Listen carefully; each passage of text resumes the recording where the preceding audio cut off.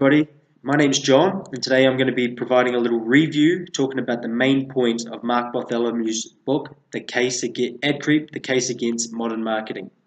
In the book, he chronicles how that warping of the mind is only growing exponentially as major corporations mine as much data as possible on each consumer in order to tailor their neuromarketing in ways that make us unaware of our inclinations. In essence, this one sentence here highlights many of the key ideas discussed by Bartholomew. The ideas discussed, the first idea discussed is the invasive nature of modern advertising that has led to the conversion of once historically ad-free spaces like schools, governments, and national parks into commercial canvases. Bartholomew clearly does not agree with this being allowed to occur, as he emphasizes that in order to develop a strong and independent sense of self, it is imperative that individuals have the opportunity to participate in different social settings free of advertisements. He then builds on this idea by discussing that advertisers are not only gaining new information from these once ad-free spaces, but are using new methods to stockpile data on individuals and create profiles through particularly intrusive measures. These measures include new technologies centered around neuromarketing, concepts like biometric scans and automated online spies that have changed the advertising playing field to a point that has blurred the line of privacy.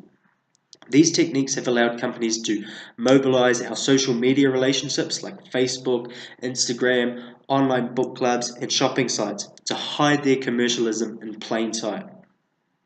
Bartholomew shares with us an enlightening example of this intrusiveness that occurs without us knowing due to these new technologies, and it goes as such. One European requested that Facebook send all their accumulated information on him to him, and what they returned was a 1,242-page PDF file. Now that's a lot of information for just your average person on Facebook. All of this data collection is used to target us with marketing in ways that make it as difficult as possible for us to resist products and anything being promoted. This is incredibly disturbing. It makes me think that if our government had done this to us, we'd cry foul play and ask them to put in laws and make legislation to ensure that this didn't happen.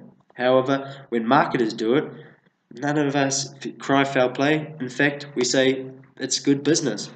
For me, this one example demonstrates the importance of Bartholomew's literature. It demonstrates how invasive modern marketing really is and makes us question why such techniques are legal. This notion of the legality of these techniques is truly important as it shows us Bartholomew's viewpoint.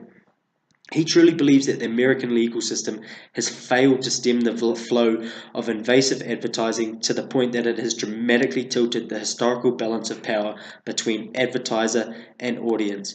He explains that in order to protect consumers, the legal system must move away from its rigid defaults and create fast and changing rules that can adapt to prevent the entry of advertising and corporate spying into our society.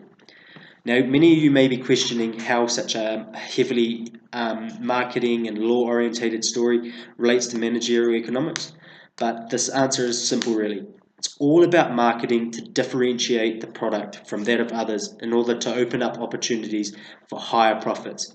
By tricking or steering a consumer in a particular direction, a company can increase their sales and customer loyalty, which I think we can all agree is a managerial economics topic. So a key example of how this relates to managerial economics is the Pepsi and Coke blind trials that Bartholomew discusses. He documents one example whereby Pepsi consistently outdoes Coca-Cola in blind tests. However, um, when the people know that it's Coke and Pepsi, the monitored what part of the brain lights up when people drink it. And interesting, when the people know that they're drinking Coke and Pepsi, the same part of the brain that lights up for Pepsi now lights up for Coke. The conclusion being that Coke's marketing is such that it can re-narrate our experience in sync with the branding to change our tastes. This illustrates that targeted marketing can change our memories of a product and therefore has the potential to really boost sales for companies, which is hugely disturbing. And therefore we can see how this is definitely a managerial economics topic. Thus, Bartholomew's story, Adcreep, The Case Against Modern Marketing, is a hugely thought-provoking story that has significant impacts for managerial economics moving forward. I hope that when you read the book, you enjoy it as much as I do. Thanks.